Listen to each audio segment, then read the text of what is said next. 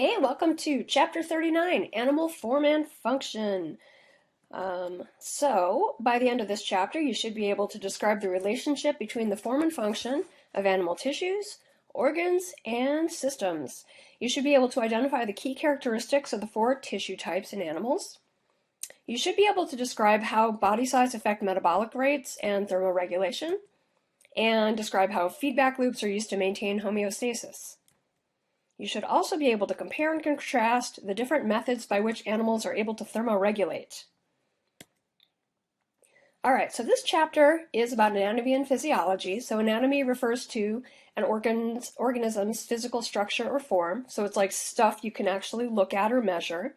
Physiology is the study of how the physical structures in an organism function. Okay, so it's more like how the different anatomical features actually do what they need to do. So there are biologists who study animal anatomy and physiology, and they are primarily interested in adaptations. So just to remind you, an adaptation is a heritable trait that makes individuals more likely to survive and reproduce in a certain environment than individuals that don't have those traits. And again, adaptations are the consequence of evolution by natural selection. Okay, so one important component of studying animal anatomy and physiology is the study of trade-offs. So a trade-off is an inescapable compromise between traits. So for example, male crickets have a trade-off between the size of the spermatophores and their ability to fight pathogens. So a spermatophore is a large gift that males give to females when they mate with them. And we have a case study here that talks about the trade-off between immune effort and the spermatophore size. All right, but here's something really weird here. Hey, wait a minute. What? That looks really familiar. It does look familiar. Why does that look familiar? Because you are one of the authors of that study. Yeah, I am one of the authors of this study. All right, so instead of just going through this weird graphic that the textbook has created, I'm just going to go through slides that I would use if I were presenting this to you as part of a lecture. All right, here we go. So, how do crickets do what they do? Well, usually the male will sing and then the female will mount the male. And you can see here the male has a little gelatinous kind of a glob, right? And then the male will transfer up both the sperm packet on the inside, called an ampulla, and then the courtship gift on the outside, which is the spermatophylax. And then the female dismounts and she'll go over and try and pull out the whole thing, but instead the big globby gift gets in the way and she eats that first. And then she discards it, and then she removes the sperm packet, and when she removes the sperm packet, no more sperm transfers into her. Okay, so generally speaking, courtship feeding can either improve the success of offsprings or it can be a sham. So sometimes in some systems the females will eat a gift, but it doesn't actually help her or her offspring. And in the case of the cricket, in the paper that we're talking about, Gryllodes sigillatus, the decorated cricket, the females don't benefit from eating the spermatophylax. The gift is basically a sham. The spermatophylax is basically a kind of a trick that the male has to keep the female from removing his sperm packet. And the spermatophylax is really big. It can be up to 10% of the mass of the male's body. So this is the spermatophylax, this is a female, and this is her eating a spermatophylax, and then this is the ampulla, which is still attached to her genital opening and it's draining sperm into her sperm storage organ. So we know that the rate at which females can mate is limited by the male spermatophylax production. So a female might actually want to mate more times than the male can, but she can't because it takes them a long time to make the spermatophylax. All right, so this is a project that I did with a couple of colleagues, Scott Sakaluk and Angela Carr, and we kind of did a two-way experiment. In the first way, we manipulated reproductive effort of the males by collecting 0, 3, or 5 spermatophylaces. So you can see here, you can just kind of squeeze the male's abdomen and he'll extrude the spermatophylax and you can just take it off. And if you collect it, he will make another one. So the more you collect, the more he has to make. And then we assayed their immunity, the male's immunity afterwards. All right, so what you can see here is that the more spermatophylaces we removed, okay, the lower the lytic activity of the males. so the less the ability the male had to be able to lyse an invading bacteria. All right, so we did the reverse experiment in which we manipulated immunity. And then we did this by either injecting the male with lipopolysaccharides or a sham control. So lipopolysaccharides are kind of on the outside of the bacteria, and that's how the insect's body recognizes that it has been invaded by bacteria. Or we injected them with a sham control of just some solution. And then we weighed the male's spermatophylaces and ampulla to see if they were affected by the manipulation of immunity. And we did find that males that had been injected with an immune challenge had smaller spermatophylaces and also smaller ampullae than males that had been given a sham control. So this suggests that the males are trading off effort devoted to reproduction versus immunity, and so if you experimentally increase the reproductive effort, their immunocompetence is reduced, and if you experimentally challenge their immunity, the reproductive effort decreases. And this also suggests that potentially male reproductive effort might be limited because of the immunological costs of males mating a lot of times. Okay, so back to the chapter. So we've talked about the difference between adaptation and acclimatization, right? So adaptation is a genetic change in a population, so it's a population level change, in response to natural selection exerted by the environment, versus acclimatization, which is a phenotypic change that occurs in an individual in response to environmental fluctuations. So if you are acclimatizing, this is something that just happens to you. It could happen very quickly. You could reverse it, right? And this is similar to acclimation, which refers to changes that occur when an organism is in a laboratory. So for example, hey dog. What? So if we put you outside, what would happen? I would get long, luxurious hair. Yes, you probably would. So that's a short-term change, and it's reversible, right? So that's an example of acclimatization versus adaptation, which is something that happens over long periods of time to an entire population. All right, give 2 examples of adaptation. Anyone? Yeah, I got these beautiful wings that I use for flying, and that's an adaptation of the birds. Yep, that's an adaptation. What's another adaptation? Well, I have fur that I can get more or less of, depending on the environment.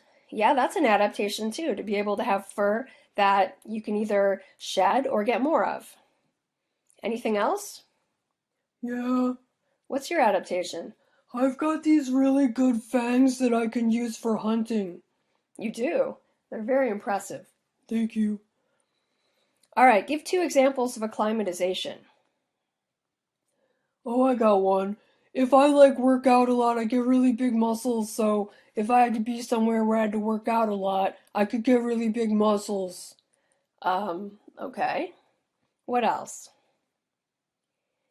And, well, let's see. I could acclimatize to the winter by getting an extra fat layer under my feathers. Yeah, that's acclimatization. All right, so what lets you tell which is which, adaptation versus acclimatization? Well, adaptation is long term, and acclimatization is short term. Yeah, what else? Adaptation happens to the whole population, and acclimatization is just a you thing. Yeah, that's true. So which of those is reversible?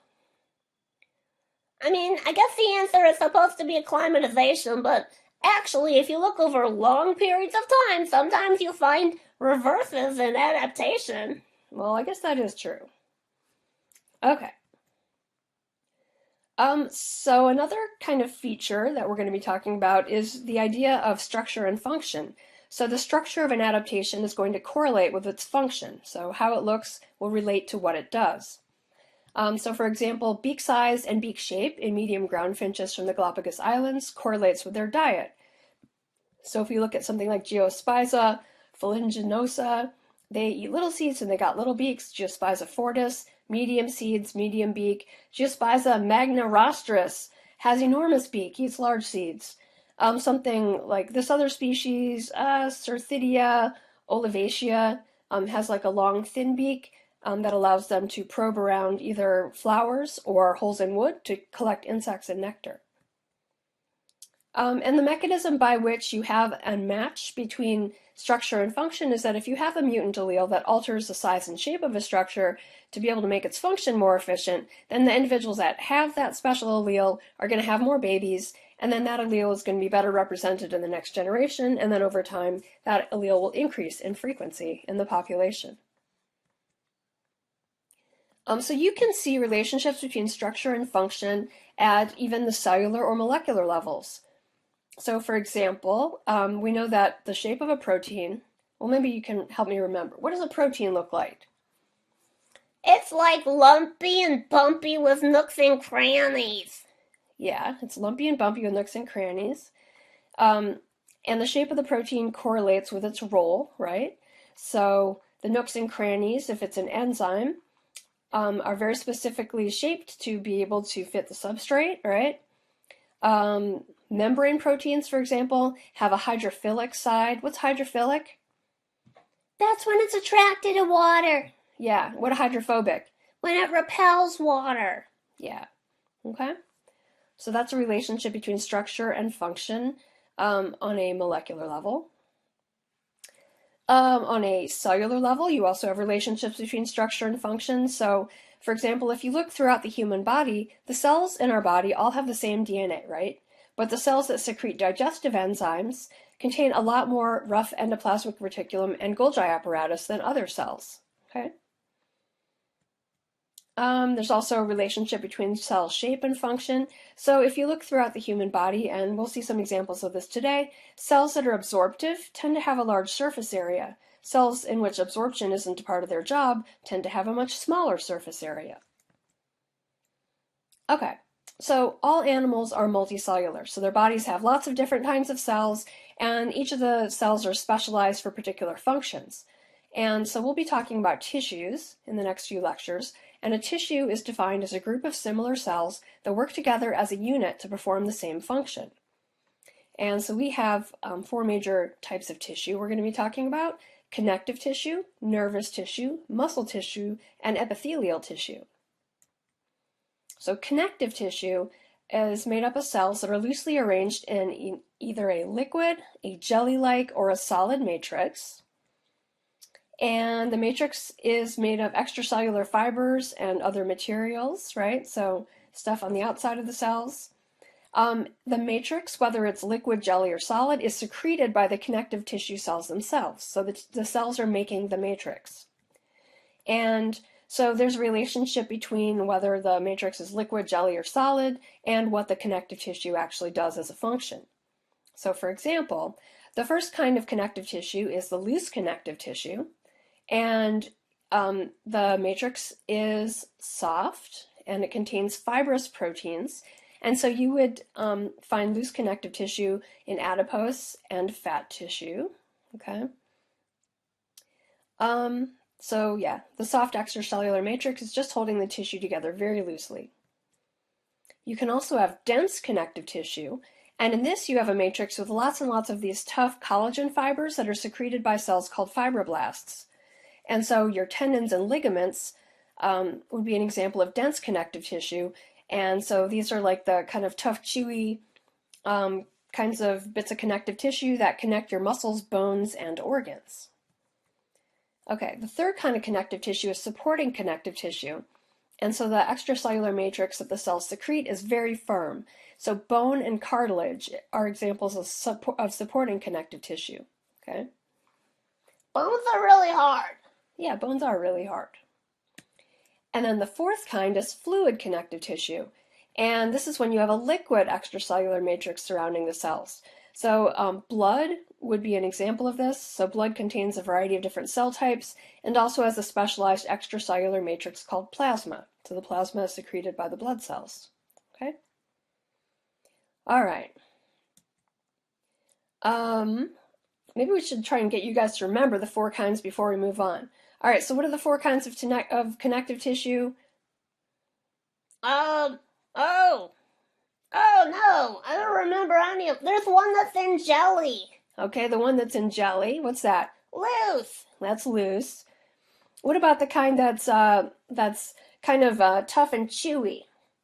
Oh, that's dense. Dense. All right, what about the kind that's in your favorite, bones? That's supporting. All right, what about blood? Fluid. Okay. All right, now we're moving on from connective tissue to nervous tissue. So nervous tissue consists of nerve cells or neurons. A neuron is just another name for a nerve cell, and also supporting cells. And so your typical neuron has short branching dendrites like this that transmit electrical signals from adjacent cells to the neuronal cell body. And this part here, the big fat part, is the cell body. And then on the other side is a long axon that carries electrical signals from the cell body to the next cell.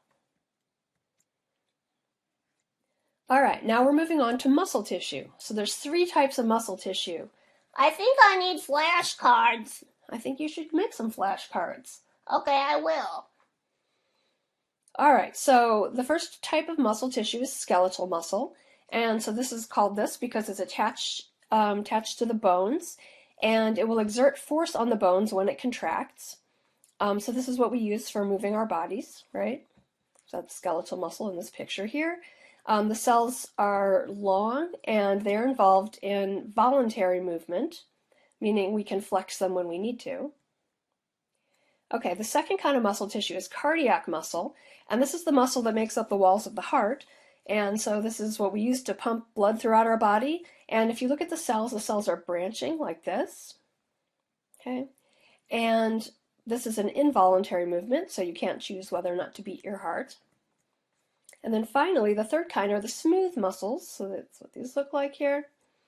And they line the walls of the digestive tract and blood vessels, and so they, are moving our blood around and our digestive material through our body.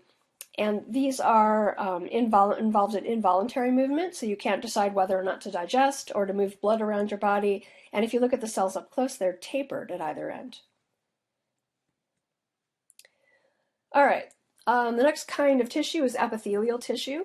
So the epithelial tissues, or the epithelia, are just this tissue on the outside of our body. It also lines the surfaces of our organs, and our glands are made up of epithelial tissue.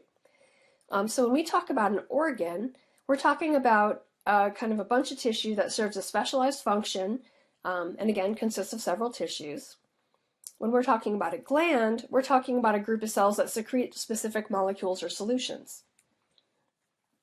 So our epithelia on the outside of our body doesn't just hold all of our insides in, it also acts as a gatekeeper, and so we can selectively move water and other nutrients across the inner and outer surface of our epithelium. And again, the epithelium is one of the most important components of our immune system because it keeps pathogens out of our bodies. All right, so here's an example of the job of epithelial tissue. So all epithelial tissue has a polarity, okay, meaning it has 2 sides, like a magnet has poles, right, a positive and a negative side. Yes, I remember. Okay, so epithelial tissue has a polarity, so it has 2 different sides. The apical side, do you remember what apical means? Yeah, it's like apex. It's on the top. Yeah. So the apical side is facing away from the other tissues, and then the basolateral side is over here, and it faces the animal's interior. And then at the very bottom here, you have a little skinny layer there, a little pink layer, called the basal lamina, and that is the layer that connects the epithelium here to the connective tissue below. Okay? So again, the apical side faces out, the basolateral side faces towards the other tissues, and then the basal lamina connects them. The apical side of the epithelium is what we have inside of our organs, and so it secretes mucus, so the cells that line your trachea. Wait, what's your trachea? Your trachea is the tubes that lead to your lungs. Oh, yeah. Okay, so those cells are secreting mucus, and the mucus traps, dust and bacteria and viruses that you breathe in, and hopefully will sweep it away from your body. Either you'll cough it out, sneeze it out, or it'll end up in your digestive tract where you'll digest it. And then the basolateral, so this is the side that's making goo, right? That's the mucus side. And then this side is the side that's cemented to the rest of your cells. So epithelial cells tend to be very short-lived, so they can live for as few as 2 to 3 days, and they are constantly undergoing mitosis to replace themselves. So I don't know if you've ever like drawn on your hand or something with Sharpie, and you can't get it off. Eventually, in just like 2 or 3 days, all of those skin cells will be shed and replaced with new ones, so it doesn't really matter anyway. All right, now here's an activity that I don't know that we can do remotely, but I will bring it up and maybe you can find someone to do it with you at home. So each person in the group, pick a tissue, either connective tissue, nervous tissue, muscle tissue, or epithelial tissue, and then keep your choice a secret. And then you have to ask each other what kind of tissue you are by asking each other yes or no until you can yes or no questions until you can figure it out. I would always be epithelial tissue. Okay, but if you told me, then I'd know the answer. Yes, I told you and you know the answer. Do you play a lot of guessing games, dog? No, I'm terrible at guessing games. Okay, I get it. All right, so I'll leave that to you at home to do. All right, question. Which of these is an example of connective tissue? Oh, wow. I totally forget. Well, can you eliminate some answers? Yeah. I mean, axons are nervous tissue. Yeah, axons are nervous tissue. So what about cardiac muscle? I don't think that's connective tissue. Okay. What about glial cells? I don't know what those are. All right, so that leaves you with blood. Okay, the answer is blood. So let's talk a little bit about body size, okay? So there are laws of physics that affect anatomy and physiology of things that are alive. So even though every time we watch these horror movies, there's like giant ants and spiders. Yeah, that's awesome. But this is physically impossible. Boo. Because gravity limits how large an animal can be and still move efficiently. And so body size will have a lot of effects on how animals function. So if you're a big animal, you need more food than small animals do. You also make more poop and take a lot longer to be able to grow to your final size. You may reproduce more slowly because your offspring have to grow to a really big size, and also you tend to live longer. Smaller animals have some properties like they have much less surface to volume ratio, much greater surface to volume ratio, so they lose heat and water more quickly, and so those can be big problems for small animals. Okay, so if you remember, we talked a little bit about the relationship between surface area and volume when we talked about plants, right? So surface area in animals is going to matter because it'll determine the rate at which nutrients are able to diffuse across the membrane into the cell and the rate at which the waste products from inside the cell can leave. So the cell volume determines the rate at which the nutrients are used, right? So the inside of the cell will determine, how much ATP is required and how much waste is generated. So as you get a bigger and bigger cell, the volume of the cell is going to increase much faster than the surface area of the cell increases. So for example, if we took a little cell, right, and so we'll say that a length on one side is L, right? This one is 2 cubes across, so the length of each side is 2L, 3L, and 4L. The surface area would be 1, 2, 3, 4, 5, 6 sides, right? So 6L squared. This one will be 6 times 2L squared, it's 24L. This one is, oops, that squared goes over there. The size of this one is 6 times 3L squared equals 52L squared. And the size, the surface of this one is going to be 96L squared. Okay, the volume is going to be this length times this length times this length, right? So 2L, okay, so that's 8L cubed, 27L cubed, and 64L cubed. So the ratio between the area and the volume, the surface area and the volume, in a little cell like this is 6 to 1. When you get bigger, this much bigger, it's 3 to 1, and then 2 to 1, then 1.5 to 1, okay? So you end up with much more inside relative to the amount of outside you have as you get bigger and bigger. Or to put it the other way, you have much more outside compared to inside when you're little, and much less outside compared to inside when you're big, okay? So the volume increases more rapidly than the surface does. And so the ratio of surface area to volume can actually have an effect on the animal's overall physiology. And this comes into play with metabolism. So metabolic rate is the rate of oxygen consumption. We usually measure this in milliliters of oxygen consumed per hour. You've probably heard of the term basal metabolic rate, but this just refers to the rate at which an animal consumes oxygen under kind of standard conditions. So these standard conditions would be that the animal's at rest, it has an empty stomach, its temperature is normal, and the moisture conditions aren't like stressful in any way. Sometimes we think about not just the basal metabolic rate, but a mass-specific basal metabolic rate. So this is just not looking, so basal metabolic rate is the metabolic rate of the whole animal. Mass-specific basal metabolic rate is as if you just took 1 gram of body mass in 1 hour and figured out what the BMR is just for that one little, bit of animal. All right, so if you look at a single gram, a small animal has a higher basal metabolic rate than large animals. So a gram of mouse burns more energy than a gram of elephant, okay? An elephant has a lot more mass, so overall an elephant has a higher metabolic rate than a mouse. But just looking at a single gram of elephant, right, and a single gram of mouse, the mouse is actually burning more energy than the elephant, okay? And so this is a general trend that we see as the organism's size increases, right? So a shrew is really little, a cat's a little bit bigger, a dog bigger, human, horse, elephant, right? As the organism's size increases, its mass-specific metabolic rate decreases, meaning an ounce of elephant burns less energy than an ounce of horse, which burns less energy than an ounce of cat, which burns less energy than an ounce of mouse, okay?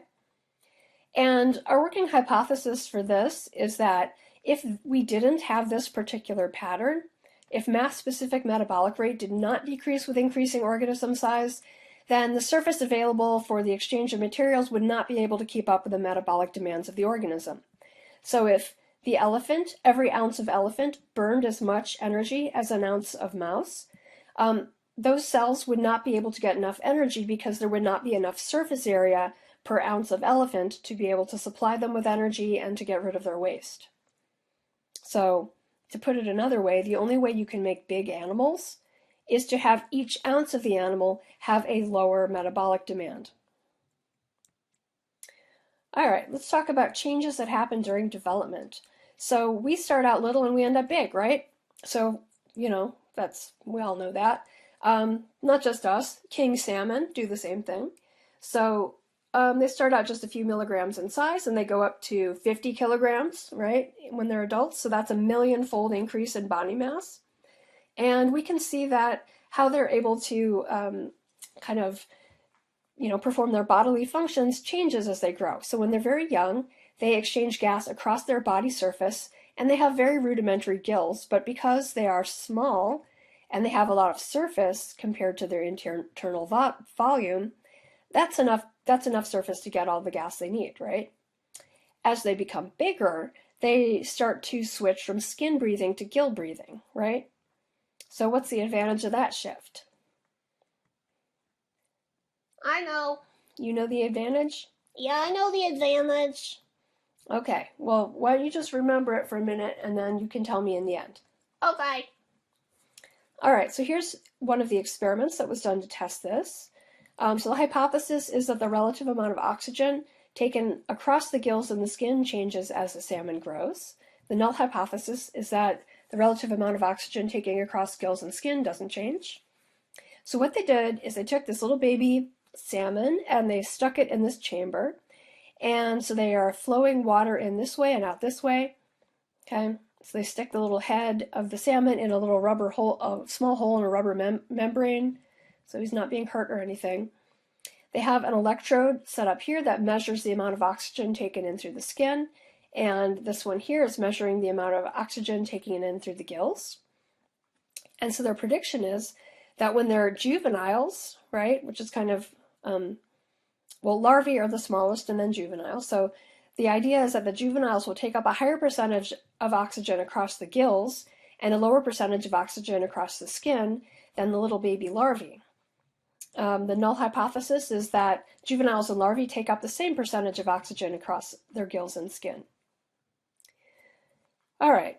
And as we can see here, then I'm trying to think which color goes with which. As they go from larvae to juveniles, the green refers to the amount of oxygen they're taking across their skin, and that goes down as they get bigger.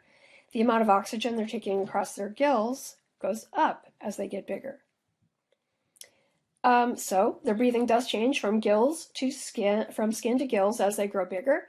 And so we interpret that the gills provide a larger surface area relative to the increasing volume of their body. That's what I was going to say.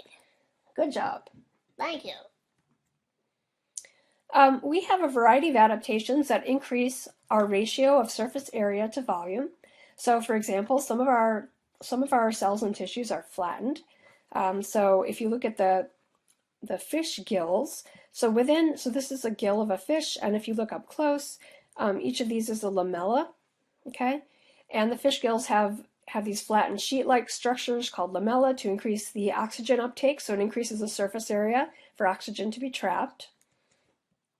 We also have organs that fold, so we have these internal foldings in our intestine, our small intestine, called villi. And then if we go up even closer, we have microvilli, and this increases the amount of area that we have for nutrient exchange. We also have branching, so our blood vessels, called capillaries, are branched and branched and branched, and this allows more oxygen to be able to be delivered to tissues. All right, can you think of any other adaptations that increase surface area to volume ratio in animal structures? Yeah, like flatworms are flat. Yeah, flatworms are flat, that's true. What else? Oh, I know. Neurons. Neurons are really long and skinny and branched. Yeah, that's true. So it allows a lot more surface area for exchanging electrical information. Yeah. All right, anything else that increases surface area? Anything? No. Okay. All right. We're going to return to the idea of homeostasis a couple of times in the next couple of chapters. So homeostasis is defined as stability in chemical and physical conditions within an organism's cells, tissues, and organs. And so you can have two different approaches to maintaining homeostasis. You can regulate your internal condition. So this is when you're actively trying to maintain constant internal conditions, even if the environment is changing. So for example, a dog, Like me. yes, maintains the same body temperature for around 38 degrees Celsius, regardless of whether it's hot or cold outside.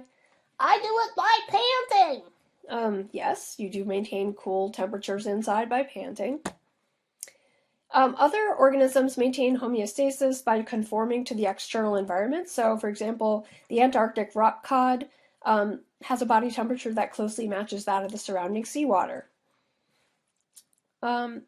So most animals will kind of fall between the two extremes, where they do a certain amount of regulating, but also will conform to the external environment. So they're, when it's hot out, they're a little bit hot, but not too hot. When it's cold out, they're a little bit cold, but not too cold. So homeostasis is going to depend on the function of lots of enzymes. Do you remember enzymes? Oh, yeah, I remember enzymes. Yeah. So those are the proteins that catalyze chemical reactions within the cell. And we know from 1113 that things like temperature, pH, and other physical and chemical conditions can affect the structure and function of enzymes. So what happens if you heat up an enzyme too much? It denages. Yeah, what does that mean? It unfolds and its nooks and crannies don't go right. Yeah, right? It'll unfold and then it can't perform its function. And so molecules, cells, tissues, organs, and organ systems will function at an optimal level when homeostasis occurs. So in order to make our bodies work correctly, we usually need to maintain some kind of a constant level of, of temperature and pH and all sorts of other conditions. All right, so which best describes homeostasis? It's A. Maintenance of a relatively constant internal environment. Yup. Yep, it's A. Okay, So most animals will have systems that regulate and constantly monitor internal conditions like temperature, blood pressure, blood pH, and blood glucose. And so each variable has a set point, which is a normal or target value for that variable. So don't forget the term set point. Set point. Yes. So a homeostatic system is based on three general components: a sensor, an integrator, and an effector. What are they? A sensor, an integrator, and effector. Yep. All right, so the sensor is a structure that senses some aspect of the external or internal environment. So, for example, temperature receptors in the skin are sensors. An integrator is evaluating the incoming sensory information by comparing it to the set point and trying to figure out, comparing it to the set point, whether you need to respond to that. So the hypothalamus will compare the set point to the current body temperature to determine if the body temperature is above or below the set point for where your body temperature should be. And then the effector is any structure that helps restore the internal condition being monitored. So for example, shivering can be used to generate warmth, or fluffing up fur to insulate and retain heat. So that would be what the effector muscles would do. All right, so pay attention here. I find that students frequently think, oh yeah, I got it, but then actually when asked to give examples or describe in words what's going on, they actually cannot describe homeostasis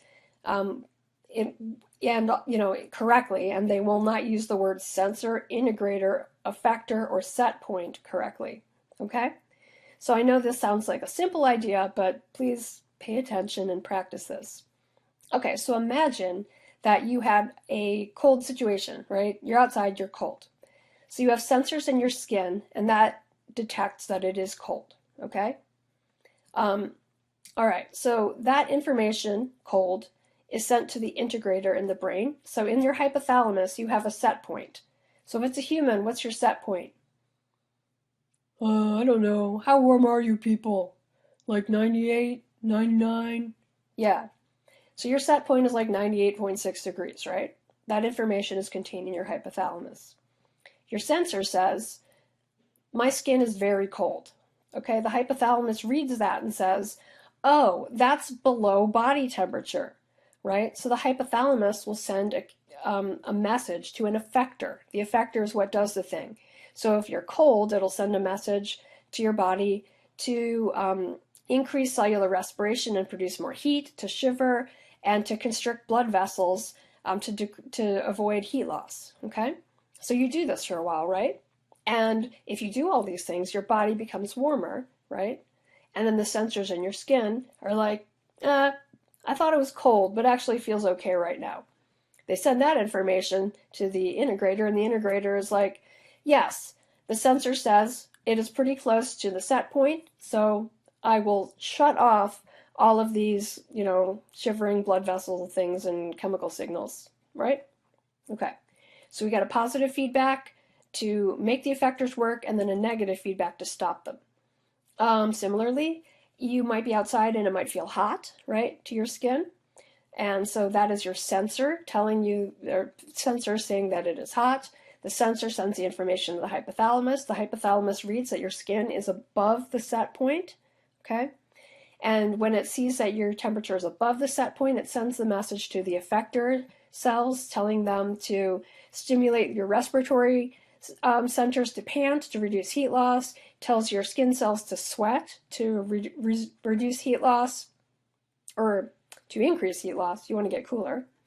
And then it sends a message to the blood vessels near the skin to dilate, and then the blood flow increases, and then the heat loss from your skin surface will increase. So if all of this stuff happens, this cools your body, right?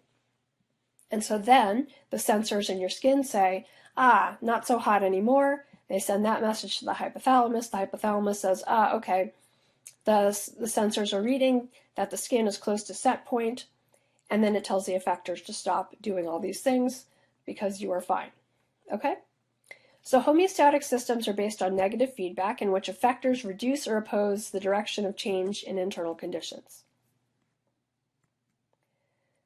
So there are different mechanisms for heat exchange, which will kind of come up in the next couple of lectures. Conduction is what we call it when you have direct transfer of heat between two physical bodies that are in contact with each other. So if a lizard is lying on a hot rock, the heat is being conducted from the rock to the turtle or the lizard or whatever. Convection is a special case of conduction in which the heat is exchanged between a solid and a liquid or a gas. Okay, so rather than between two solids. So it could be that you're lying in warm water or something like that. Radiation is the transfer of heat between two bodies that are not in direct physical contact. So you could be radiating, they could be radiating heat from the sun into your body or radiating heat out of your body into the environment. And then evaporation is defined as the phase change that occurs when a liquid water becomes a gas. So you've been in the water and you come out of the water, and then the water evaporates from your shell, and that cools you. So heat exchange is essential in animal physiology. If you overheat, your proteins are going to denature and not work anymore, and then you die. High temperatures can cause excessive water loss and dehydration, and then if you have really low body temperatures, your enzymes will not function properly again, and your energy production will be really slowed down. So there's different kinds of thermoregulatory strategies that are possible. So in order to get heat, endotherms produce heat internally to warm themselves, and ectotherms will rely on heat gained from the environment. We also have other terms to refer to not just where you get the heat from, but how much variation there is in body temperature. So if you're a homeotherm, that's an organism that has a relatively constant body temperature. Other organisms are poikilotherms, and these are organisms that are able to tolerate having their body temperature change depending on the environment. So we get our heat internally, and we don't tolerate change to body temperature very well, so we're endothermic homeotherms. And animals can kind of be more than one thing. So for example, an African elephant can tolerate their body becoming very hot during the hot parts of the day. So they are more poikilothermic than we are. Their body temperature can change more and they can still tolerate it better than humans. There's other kinds of thermoregulatory strategies that animals use to their advantage. So for example, this is a honeybee. And hornets are an enemy of the honeybee. They will prey on the hornet will prey on the honeybee. And so when a hornet invades a honeybee hive, the bees will all go all over the top of the hornet, and they'll contract their flight muscles over and over and over again, and they will actually be able to endothermically produce heat. And when they do that, this ball will rise in temperature, and that can actually kill the hornet inside the ball. Small animals have more problems losing heat in cold climates compared to large animals. And that's because small animals have a relatively high surface area compared to how much volume they have. And so to survive when it gets really cold out, some animals will drop their metabolic rate and allow their body temperature to go very low. So this is a form of poikilothermy. One example of this would be the extremely adorable dormouse. I don't know if that's adorable. I kind of want to eat it. Okay, but don't. Okay, fine. So there is a term called torpor, which refers to a temporary drop in body temperature. And a different term called hibernation, which is a longer drop in body temperature. And I've been to enough seminars where people spend time arguing about whether this species or that species is in a torpor versus a hibernation. I'm not going to get into it, but just be aware that that's how we define a torpor versus a hibernation. Okay, so endotherms are able to generate heat internally to warm themselves because their basal metabolic rates are really high. And so we have such a high rate of chemical reactions that we have enough excess heat to warm our bodies. So this would refer to mammals and birds. And we lose a lot of heat out of our bodies by doing this. And so both mammals and birds, have these elaborate insulating structures to be able to retain heat. Ectotherms, in contrast, are gaining heat directly from the environment. And so they generate only a small amount of heat as a byproduct of metabolism. But most of their heat gain is going to be by either radiation or conduction from the outside environment. So we could kind of think of endothermy and ectothermy as contrasting adaptive strategies, so they work well for the species that do each of them. Endotherms have very high metabolic rates, and so they can be active all the time, but there's a cost to this, and this is that they have to constantly, you know, get lots and lots of food, and they have to divert a lot of energy away from other energy demanding processes to make sure that they always can make heat, okay? Versus an ectotherm, so an ectotherm can live for a much longer period of time on just tiny little amounts of food, and the majority of that food can be used to make more babies for the next generation. So that's kind of an advantage of being an ectotherm. But the problem is when it gets very cold outside, their muscle activity and their digestion will slow down, and they become very vulnerable. So if you happen to figure out where their burrow is, you could easily, catch them and eat them if you were a enterprising endotherm in the winter. Another kind of adaptation having to do with heat is a countercurrent heat exchanger. And so this is something that you find in a couple of examples here. The tongue of a gray whale is the example we're using now. So the arteries in these specialized structures are wrapped with several small veins around the outside. And so the heat is going to flow freely from the warm arteries to the cool veins. And that allows the whale to be able to retain heat. So this is an example. The arteries here in the center are surrounded by a bundle of veins, okay? And so the way this works is, so here's the tongue here. So if you think about it, a gray whale is in the freezing cold water, and it is constantly opening its mouth to be able to feed, right? And every time it got its tongue in the water, it should be making the inside of its body cold, right? So this is an adaptation to avoid bringing cold into the body. So the artery is transporting blood to the tongue, so the blood starts out warm on the inside of the body, and as it gets further and further out, the little veins are cooling that blood, and they are capturing that heat and transporting it the other way back to the body core.